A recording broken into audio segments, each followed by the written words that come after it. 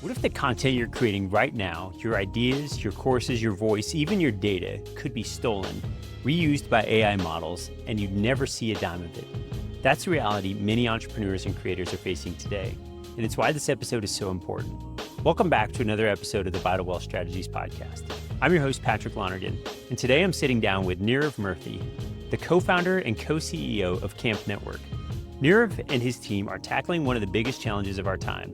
How do you protect your intellectual property in an AI-driven world, and not just protect it, but actually monetize it? In this conversation, we dig into why our current system of IP rights is broken, how blockchain is opening up entirely new ways to verify ownership, and how entrepreneurs like you can turn your ideas, content, and expertise into assets that generate royalties for years to come. We'll cover real-world cases from entertainment giants like Black Mirror and SpongeBob to music festivals to online courses, and what this means for you as a business owner.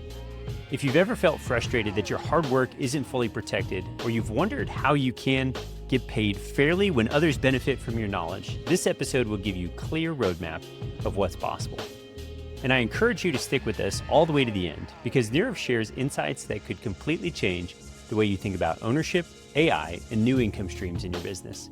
And while we're on the subject of building smarter strategies, if you haven't already, head over to vitalstrategies.com/tax. That's where you can begin putting the right tax and wealth strategies in place today, so you keep more of what you earn and build the financial foundation to scale your business with confidence. So grab your notebook, get ready for a mind-expanding conversation, and let's dive in. Nirav Murthy, I am so excited to have you on the conversation today, on the podcast today, because I think this conversation is going to be incredible. There is so much opportunity out there in the AI space, and I think you guys are doing some fantastic work. So thank you so much for joining us here today. Well, thank you so much. Really excited to be here. I think this is going to be one of the more fun ones. Yeah. So I'm going to walk through what I see as some of the problems out there, and then we can talk about how Camp Network that you've co-founded and are co-CEO of is going to solve some of those problems. So I just think about AI models and generative tools are increasingly using copyrighted content without attributing that to the owners of that information. And the current IP infrastructure, fragmented, it's difficult to register. It's hard to verify provenance, like who created this thing? Is this actually created or is this AI generated? It's hard to enforce the rights and orchestrate fair monetization. I also think about creators feel powerless. I think about some of the lawsuits, and I'm looking forward to getting into that. There's a lack of control of how their work's being used and by whom, and how they're being rewarded for that. And there's also just this fear that their contribution will be diluted, misused, or ignored in this AI-driven content ecosystem. And then philosophically, I think it's unjust that creators lose value when their work contributes to AI innovation, but there's no system ensuring fairness of their ownership. And I'm looking forward to resolving all of those problems with how Camp does this. Can you give us a little bit of your background? I know you've got an extensive background in everything from business to blockchain. And so tell us how we got here. Yeah. And by the way, thank you so much for that. I mean, you articulated the problem that we think they're solving better than anybody else could have ever. So, I mean, if, you ever want to come join us, there's always a world in the professional sort of marketing side with you as well. But yeah, I mean, quick background on me. I went to school at Berkeley. Obviously, I had an interest in tech, byproduct of being in the Bay Area. Spent 4 years in the investing and investment banking world, specifically around media, entertainment, gaming, sports, which obviously deals a lot with IP. And, started to sort of see a lot of these early onsets of AI and blockchain impact both those industries. In 2021, saw a lot on sort of the NFT cycles and how some of these gaming teams were involved on the ownership side of that. How a lot of these film companies are sort of looking at different forms of financing, which got me interested in the idea of, tokens as capital formation. And on the AI side, worked on a couple of really interesting deals. One of the big things was like, there was a WGA lawsuit against sort of the screenwriters, that the screenwriters basically filed because, they're like, why are studios able to use AI? This is unfair to us. And I think that sort of laid the groundwork of, okay, we're going to see a huge battle over the next decade. And this is only 3 years ago. And I think it'll even be longer around, whether it's IP copyright and AI, and how do we sort of define who owns what? And obviously this is top of mind for the government. And so, this is something that we're really, really interested in, and think blockchain represents a really unique solution to do so. As you mentioned, with the ideas of provenance and verification, which I think are probably the two most important on that side of things. Yeah. Yeah, no, this is incredible because I think about our clients and our listeners. They're creating lots of content out there, and their IP is there's a lot of uncertainty as to where it's going, how it's being used, and it's really hard to track all of that. So can you walk us through some of the strategies that Camp has to, if I'm an entrepreneur and I'm concerned about my IP, how do I go about resolving some of this problem? Yeah, it's a really good question. I mean, you mentioned sort of it originally, where you have to basically use stuff that happens on chain or verify stuff. And the best way to do that, we believe, is blockchain. Obviously, every other sort of database is, controlled by one single entity. Sure, you can tell the shareholders and it's, voting and whatnot, but they don't participate in the day-to-day decisions of the company. Let's be honest over there. Our Right. belief is that the future of Web3 will see new IP created on chain natively. What do I actually mean by that? We look at 95% of IP creation in the future to all be done via AI. Insofar as that's true, what matters significantly more is proving that you're the first of something. So that provenance way, as you mentioned. And so the way that we've done this is we believe that the form factor by which users will come onto the blockchain is the application layer. Yeah. Obviously in 2 to 3 years, we're still talking about, hey, I'm going to go use this because I can airdrop farm. We're pretty candidly screwed as an industry. It's time that we see people actually doing some sticky stuff on chain, having retention, and a lot of that comes from the application layer directly. Now, if you believe that to be the case and you see users wanting to use apps, then the best way that we think to sort of register IP and track all that is by plugging it into the developer SDK directly. So that's what we built with the Origin protocol, which largely consists of the ability for users to onboard their IP, whether that's, data, songs, images, anything, and register it on chain along with setting terms and conditions around that. That's sort of the first point of entry that a user really has. Solana did a really good job of this with the wallet, the Phantom wallet having a really clean interface. It didn't really turn anybody off. And we think that's an essential way for onboarding because fundamentally every time a user has to click something, you're losing another 80% of that traffic already. And so that's Yep. sort of why we plugged Origin directly into the application there. Now from there, you can do pretty much anything around that. And longer term, what we're launching is Matrix, which is the ability to train and deploy agents based on user owned and verified IP as well. And so that's what we get substantially excited about over call it the next, year or so. Obviously Matrix going live much sooner than that, but seeing a lot of the actual data sets and IP sets being built that will obviously longer term have much more important ramifications. Yeah. And I would almost love to take a minute and run down the rabbit trail of blockchain. And I'm frustrated that I don't own everything on the blockchain. Like I feel like I should register my vehicle should be on the blockchain, my house, like all these sort of antiquated systems are really, I feel like eventually going to migrate that direction because it's just such an easier way to transfer ownership. But I'm not a big fan of, yeah. Yeah, it's such a good point that you bring up. And let's look at some of the things that most people don't realize would be better on chain. Because obviously everybody says oh, blockchain, it's a scam. What is it and whatnot. People tend to conflate crypto with blockchain, and blockchain technology makes massive sense. Title insurance, greatest example. Anybody who's ever tried to buy a house and get title insurance knows how much of a pain it is to deal with sort of, that extremely antiquated entity that's sort of going through to try and find the previous owner and whatnot. You look at Asia, a lot of the times, because they're obviously very pollution sensitive, you have to have a permit in order to have a car. Imagine trying to go track down the person, you don't know where they are and whatnot, whereas you can basically exchange it. The NFT marketplace has proved how easy that really is. And so I think you hit it on the head with ownership. Again, something I was saying, nobody really realizes is we're in the early innings of blockchain overall as a business. You look at the internet before the dot-com boom, it existed, right? But the use cases were so small with Mosaic and whatnot as well. And so because we're in such early innings, I think people are scared of what it could potentially be. And until we see some of these existing user behaviors start coming on chain, I think they'll always be in that place, but it looks almost more inevitable than anything else at this point. Yeah. Yeah. I love this. So one of the things that I'm generally curious about is, okay, so let's prove that I own, let's assume I can prove that I own the material on Camp. How do I get paid for that? How do you go about I'll say collecting, if I'll say AI uses my content to, create an additional work. How do I get paid for that? I'm generally curious about how we track that down and either shut down the use of that thing or I get paid for the work that I've created. It's a really good question. And we're experimenting with different sides of stuff on dispute modules on infringement. Obviously, one option is banning the wallet and whatnot. Obviously, there's workaround problems. But one thing before I sort of get into the how do I get paid is what Camp is doing is not solving the bad actor problem. That's actually quite literally an impossible problem to solve. And we don't think it's really worth trying to solve that. I'll give you a simple example. I never owned an Apple device. That's one of my rare fun claims to fame. But back in the day when I had other sort of MP3 players and whatnot, A lot of people would just like go to video.mp3.net, download like 500 YouTube videos and wait 3 hours and then somehow like, 4 songs on their thing because the thing would always conk out perfectly. What Mhm. we think of us more as is similar to like a Spotify, where for $9.99 a month, you can basically just go out and get pretty much every song you've ever listened to in the history of music. That's kind of what Yeah. Camp seeks to be as well. So the big thing is, it's not going to be like, it's same with NFTs, right? NFTs are proof of ownership. It's supposed to be the closest thing on blockchain to perfect as possible. I can still right click somebody's Twitter image and then say it's my own, right? So Right. I Yep. think all those things are really important to notice. And like, Mhm. I'm not trying to say we've solved every single problem in the history of the world. What I do Yep. think we've done is, create the world's like sexiest user owned IP marketplace in a very designed way, all on chain and user verified.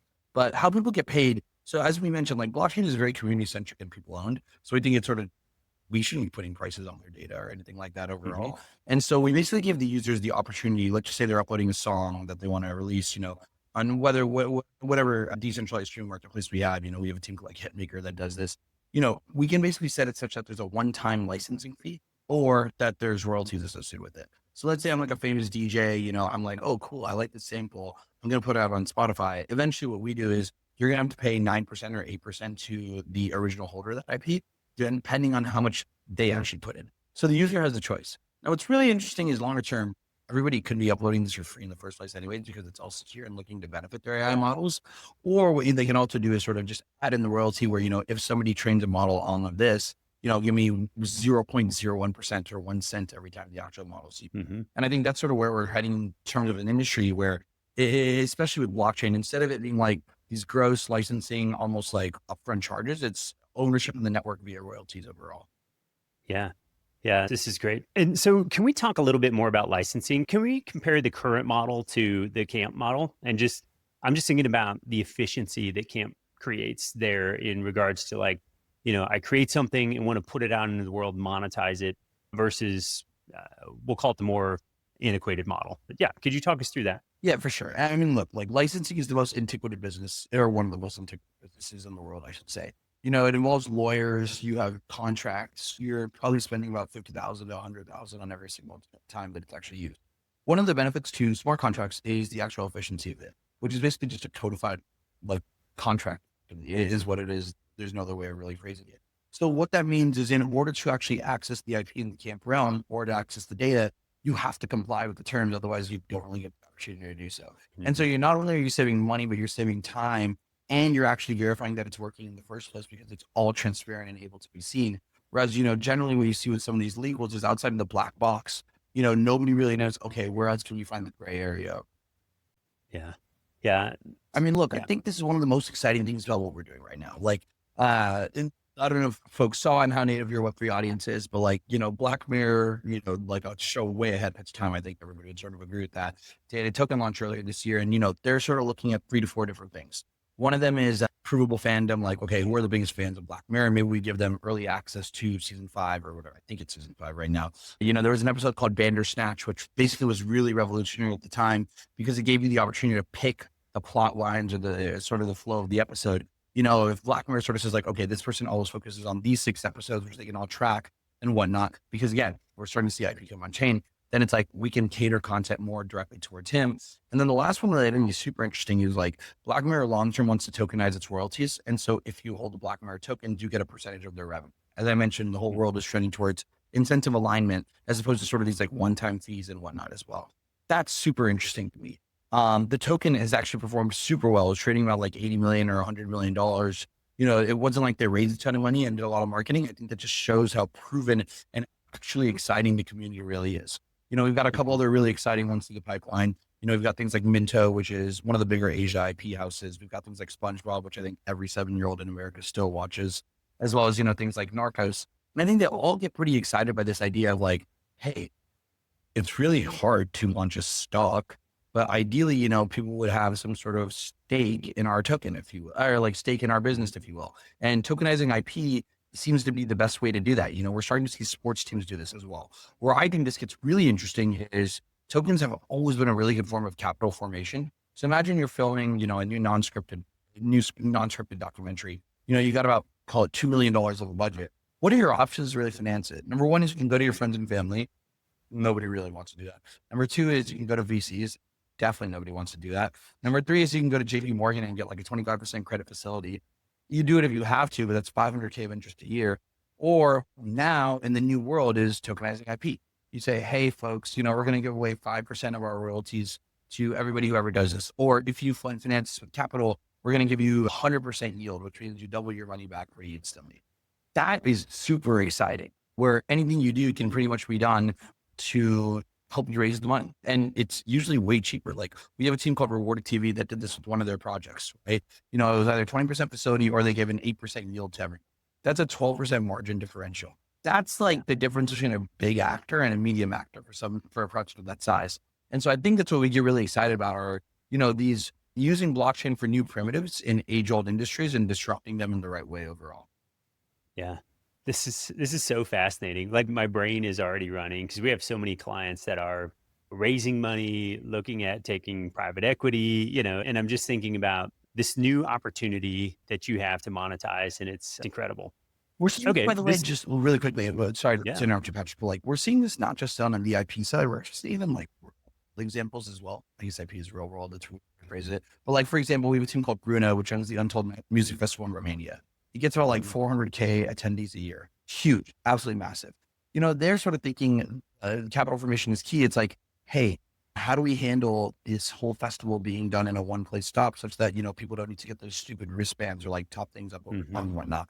So, their app will all be powered by Camp USDC payments. That means includes anything from tickets, that includes like hot dogs or whatever food you want. That also includes drinks and whatnot. So it's all in one. And again, it's all done via wallet. So you can track it as opposed to having to split that with, Google or whoever controls the sign on flow overall. And then in addition, paying advances to some of those artists gets pretty expensive over time. So you're basically using TVL as a working capital facility right there in order to facilitate some of those transactions. Yeah. One of the big themes we're hitting on in today's conversation is ownership, making sure you're not just creating value, but actually keeping it. And that doesn't just apply to your content or your intellectual property. It's the same with your money. That's exactly why we created vitalstrategies.com/tax. It's where entrepreneurs like you can start building a strategy to minimize taxes, protect your wealth, and keep more of what you've worked so hard to create. Because at the end of the day, it's not just about how much you earn, it's about how much you keep and how you leverage it to grow. So if you're ready to take control of your financial future, the same way we're talking about taking control of your IP, head over to vitalstrategies.com/tax and get started today. So you talked about some of the like Google Wallet and that they're taking their piece of the pie. How does Camp work? How does Camp make money? How does the Camp business model function so it can be this platform to do all these incredible things? Yeah, really good question. It's a couple of things. Number one is, like any big database, we believe that our value comes from the teams that build on top of us, not the underlying database itself. I would say that's actually more true about any infrastructure platforms. That's why we spend so much time with our app layer, working with teams. This isn't like one of those, Camp isn't one of those ecosystems where it's going to say we have 18,000 apps building on top of us. I don't even think we have 18,000 apps in crypto. But what we do have is a dedicated set of apps that we think is really exciting. And what we really care about is native apps, which means teams that are building with Camp, for Camp, and on Camp exclusively or pretty much only. Longer term, we believe in chain abstractions. Like I don't think the whole exclusive thing really means anything, but we're sort of one of their first homes overall. And on that subject, we have about 75 native teams that we really spend time with, on narrative building, capital formation, capital raising from the venture side of things, institutional side of things, marketing, as well as just sort of product feedback and product design that I think is super useful. In addition, we're also incubating quite a few projects ourselves that could be creating revenue. For example, we're seeing a lot of these AI modeling companies try and find new and compliant ways to train data, especially as you mentioned in the lawsuits world that all those other guys have. What do you think could be solved there? An Airbnb for decentralized training and then Camp accruing fees on top of that as well. But, Camp seeks to be completely incentive aligned. We want the users to make money. We want the protocols to make money. And then, we are happy to be a small portion of that participates in something much bigger. Yeah. Yeah. This is fantastic. And I also think about the problems with, we'll call them borders, right? And sort of protecting my data globally. And I think Camp does a great job of solving that problem as well. So I don't know if that's anything you want to touch on, but it's pretty clear that everything taking place on, Web3 is sort of decentralized, doesn't have the issues with needing to register with a government. Yeah, So I mean, you're exactly right, right? Like, I mean, even look at like traditional pieces like Facebook, Cambridge Analytica. Like, when one party controls everything and there's a hack, you get kind of screwed.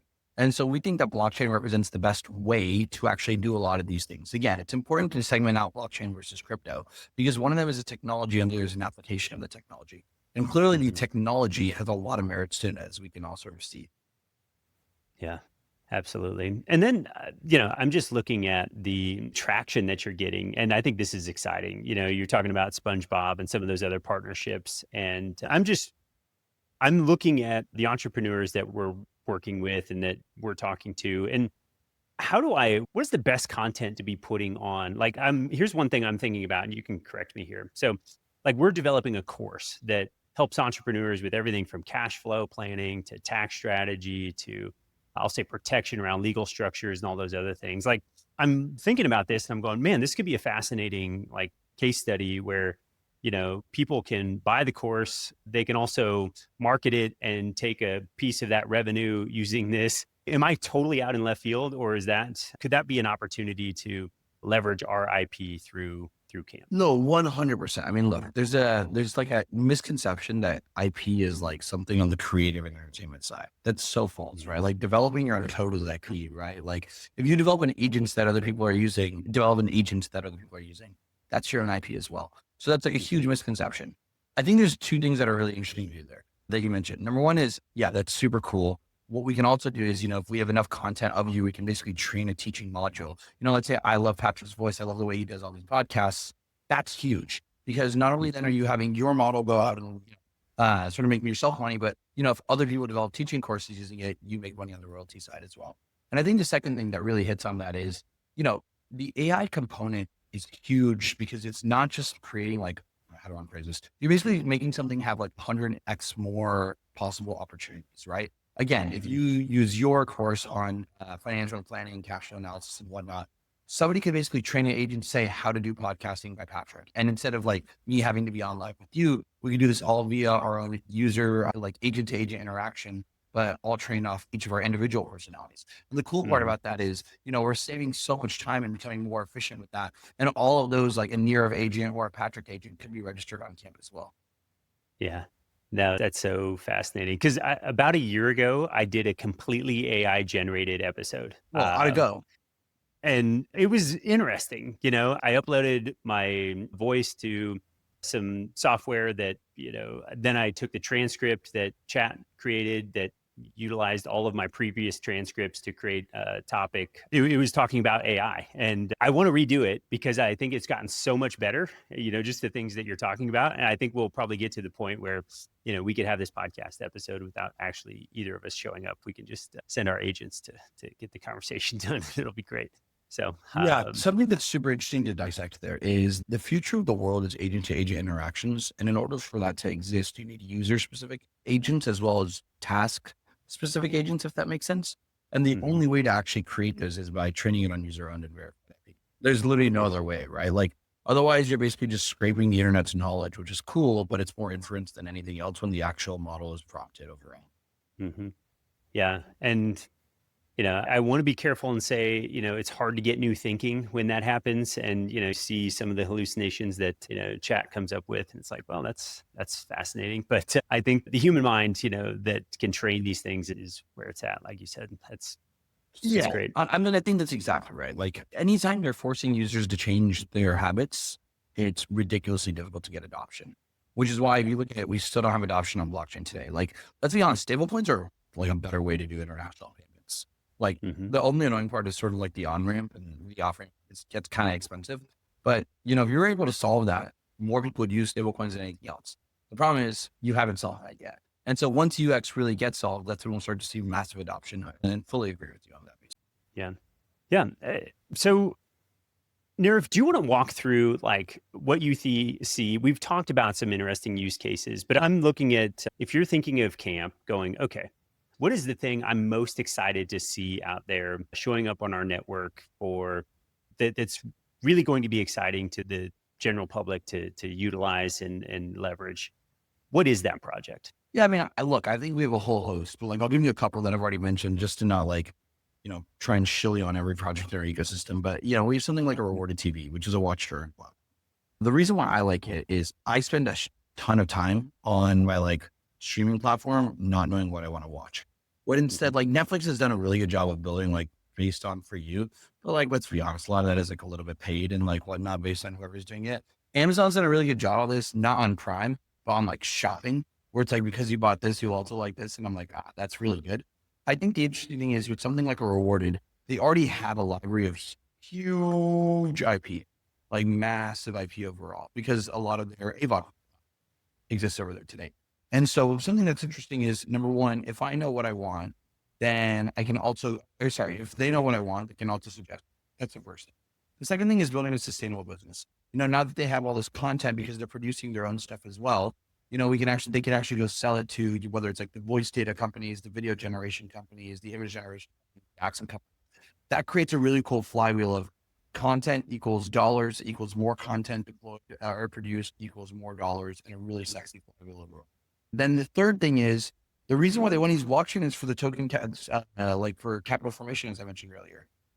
Tokens work. You have a token in every project and you get yield on it, which is contractual, because what they do is they basically will produce it and then go sell it to somebody like an Amazon, Apple, NBC, or one of the big guys. And that's guaranteed yield. So you're effectively basically just using capital formation in lieu of like an event, which is obviously a way more efficient use of capital and candidly much more exciting for the community, because you also now have like a base of users that's automatically going to be interested in what you make because they own a stake of it overall. So I think those are that's what I mentioned earlier, where it's, these primitives for age old industries are what I get really excited by.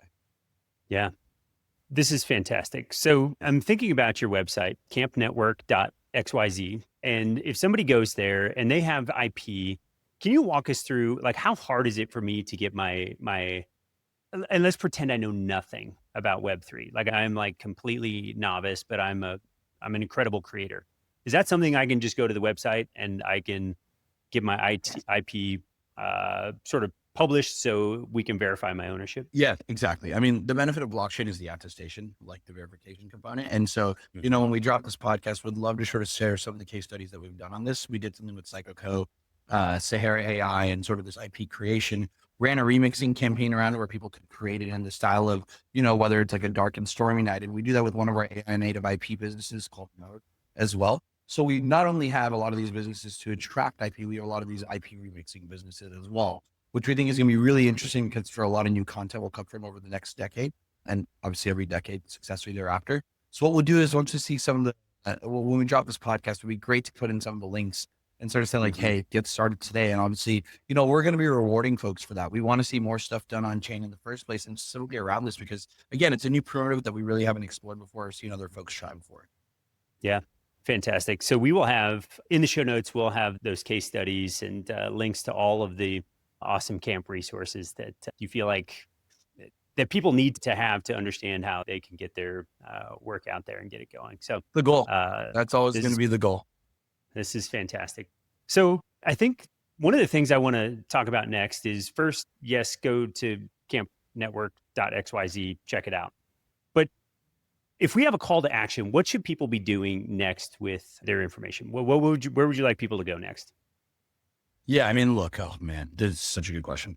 I think one of the biggest things, and we're guilty of this as well, I want to make this clear, is we need to do a better job of educating users on what to do once you're part of the Like, sure, if you go to Camp Network Twitter, you're like, oh, this is cool. Maybe you buy a couple of tokens on one of the exchanges we're listed on. And, maybe you're like, okay, I'll hold it and see if it fails, or I'll hold it and see if I can 100X and then take it from there. One of the things that I think we should definitely do a better job of, and we're trying to do this, is almost having like a portal, like here's all the things you can do on top of this. And we currently have one that's live today. If you're a developer, we have developer documentation around like, hey, this is what you have to do to get started. Here are your RPC endpoints and whatnot as well. But really giving people an insight into why our ecosystem is so interesting beyond just, the normal like LPs or, beyond the normal like yield protocols or earning protocols or lend protocols overall. And that's what I think we're most excited about. I love it. All right. This is fantastic. So I think about what happens, the stakes that are out there. If we don't act on this, if we don't go to camp and register our content, creators, they lose control. Their content gets used without attribution or compensation. That's super frustrating. or, there's some derivative or AI systems like exploit those existing works and just widen the gap between the creators and the profit that's out there. And it's fragmented and opaque. There's legal, ethical gray zones, lawsuits, all that crap. And I think, we can avoid so much of this if we get our content out there. And then, like you said, I love the bad actors are always going to steal the stuff, Yeah. right?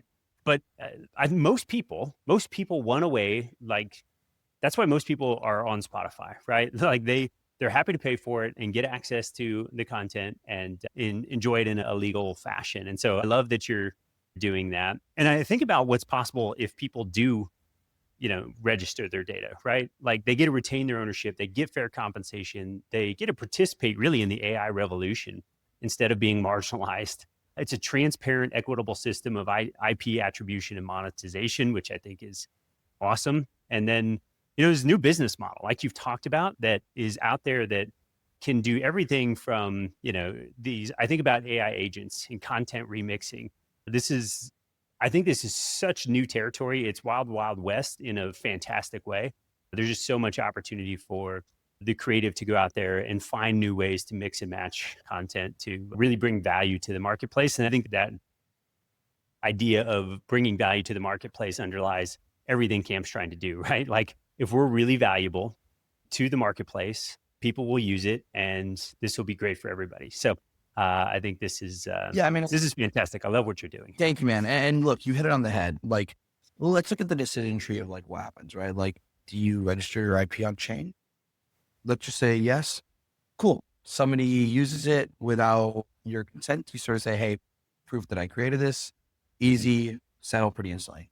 If you don't, then you're going to have to go through a massive legal battle in which, you're leaving things up to a judge or a jury with a pretty big fear of doubt against, some of the biggest companies in the world who will be using this. And, they're going to bury you in so much paperwork that at some point you're going to go out of business. You're literally going to go broke trying to fight these types of things. And so, again, like we are pretty bullish on this category of like AI native IP creation that includes anything from like, it follows a trend. Usually it starts with text, then images, then music, then video, and then games. We're sort of in the images is proven out era, text is proven out era. I wouldn't say music's proven out yet. I think we're in the early innings of that, but it's starting to do a good job.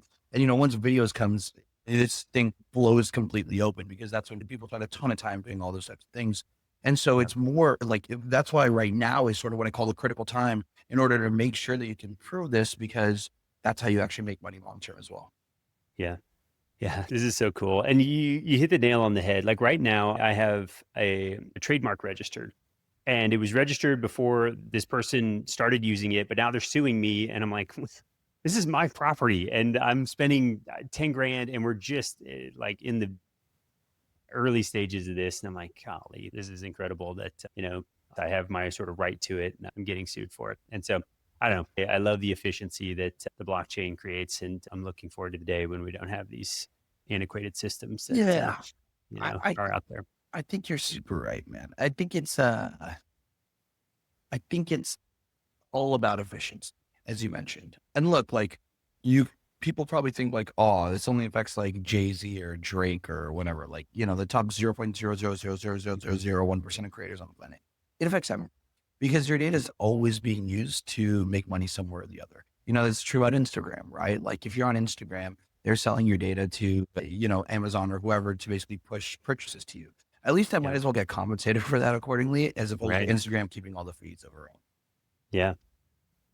Nirav, this is fantastic. I've loved this conversation. Is there anything else? What else should we be talking about? Because what I think we should probably do is like, come back in 3-6 months and have this conversation again and just see that the direction and the adoption that's taking place. Cause I think this is, again, where people should be. When I think about the opportunities that are out there, I think being a creator and putting some content out there and figuring these things out is a tremendous opportunity for the entrepreneur in general. Yeah, this has been super exciting. Like it's clear to me that it's super clear and kind of cool, honestly, to see how much you sort of agree with the thesis. When we were sort of pitching this 6 to 9 months ago, I'll be honest, it wasn't nearly as well received. Like in this world of AI, they're like, oh man, infringement's a much bigger deal. Reddit GPT is a lawsuit has sort of contributed to that, Stability AI and Getty Images, as well as, Midjourney and Hollywood overall. I really do believe that we're going to be in a decade-long trench of, legal battles. And so you mentioned sort of 3 to 6 months. I think the kind of cool thing about what we're building is it changes every